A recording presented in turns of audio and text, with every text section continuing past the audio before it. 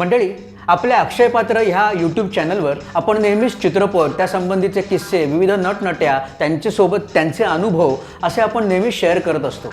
आज सुद्धा आपण बोलणार आहोत ते हिंदी चित्रपटसृष्टीतल्या एका प्रख्यात अभिनेत्याविषयी, किंबहुना एका अशा नटाविषयी जो होता पडद्यावरचा खलनायक, पण आवडायचा मात्र आपल्या सगळ्यांना. पडद्यावरच्या नायकापेक्षाही आपल्या खलनायकी अभिनयातून सगळ्यांना भुरळ पाडणारे प्राण किशन सिकंद अर्थात प्राणसाहेब यांच्याविषयी आपण आज बोलणार आहोत. पण आज आपण त्यांच्या कुठल्याही चित्रपटाविषयी बोलणार नाही होता. आज आपण बोलणार आहोत ते त्यांच्या चित्रपटाव्यतिरिक्त असलेल्या त्यांच्या दुसऱ्या प्रेमाविषयी. काय बरं होतं प्राणसाहेबांचं दुसरं प्रेम? प्राणसाहेबांचं दुसरं प्रेम होतं क्रिकेट. त्यांना क्रिकेट भयंकर आवडायचं आणि इतकं आवडायचं की त्यांच्या या क्रिकेट प्रेमामुळेच आपल्या देशाला पहिल्यांदा क्रिकेटमधला वर्ल्ड कप जिंकून देणारा कपिल देव सारखा हिरा मिळाला. किंबहुना कपिल देव यांच्या प्रवासामध्ये प्राणसाहेब यांनी घेतलेली कणखर भूमिका ही कुठे ना कुठे महत्त्वाची ठरली होती आणि त्याचा परिणाम स्वरूप म्हणून कपिल देव यांना आपला प्रवास निर्वेधपणे करता आला. नक्की काय घडलं होतं त्यावेळेला हे पाहूया आजच्या व्हिडिओमध्ये.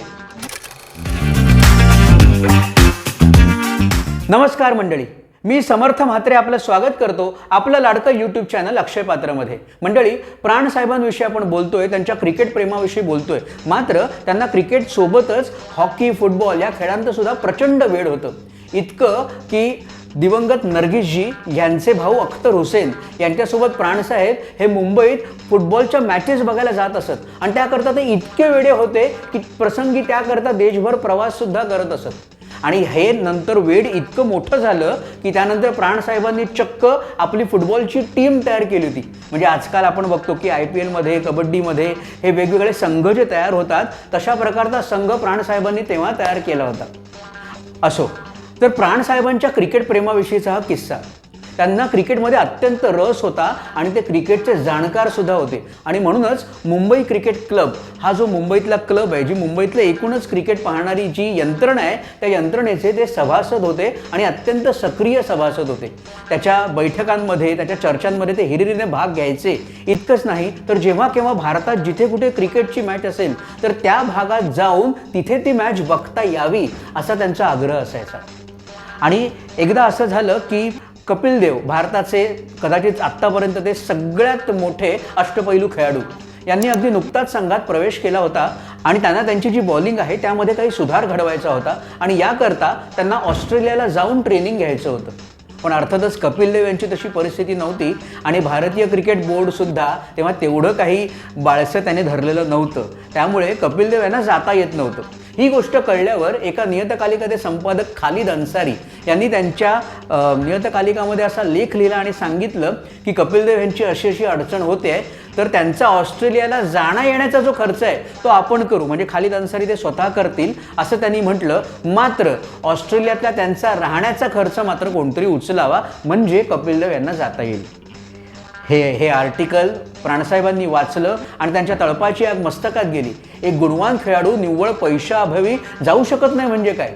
त्यांनी भारतीय क्रिकेट बोर्डाला अत्यंत खरमरीत असं पत्र लिहिलं आणि त्या पत्रात सांगितलं की जर कपिल देव यांच्यासारखा गुणवान खेळाडू निव्वळ पैशाअभावी ट्रेनिंगला जाऊ शकत नसेल तर त्यासारखी दुःखदायक गोष्ट कुठली नाही. आणि जर आपण म्हणजेच क्रिकेट बोर्ड जर त्यांना पाठवायला असमर्थ असेल तर मी म्हणजेच प्राणसाहेब स्वतः हे कपिल देव यांना आपल्या खर्चाने ऑस्ट्रेलियात पाठवतील आणि त्यांना परत आणतील. हे पत्र पाठवल्यावर मात्र क्रिकेट बोर्ड अत्यंत ओशाळवाणं झालं. त्यांना हे कळलं की ही बातमी जर बाहेर पसरली तर ह्याचे खूप गंभीर परिणाम होतील आणि क्रिकेट करता ते चांगलं असणार नाही. त्यामुळे लगेचच क्रिकेट बोर्डाने यावर ॲक्शन घेतली, यावर प्रतिक्रिया दिली आणि प्राणसाहेबांना सुद्धा पत्र लिहून त्यांचे धन्यवाद केले की तुम्ही आमच्यासमोर हा मुद्दा आणलात त्याबद्दल धन्यवाद. याच्यापुढे कुठल्याही खेळाडूला ट्रेनिंगसाठी जायचं असेल तर आम्ही त्याची संपूर्ण तजवीज करू. अशा प्रकारे कपिल देव हे ऑस्ट्रेलियाला गेले आणि त्यानंतर कपिल देव नावाचा एक अष्टपैलू हिरा आपल्याला मिळाला ज्याने आपल्याला पहिला विश्वचषक मिळवून दिला.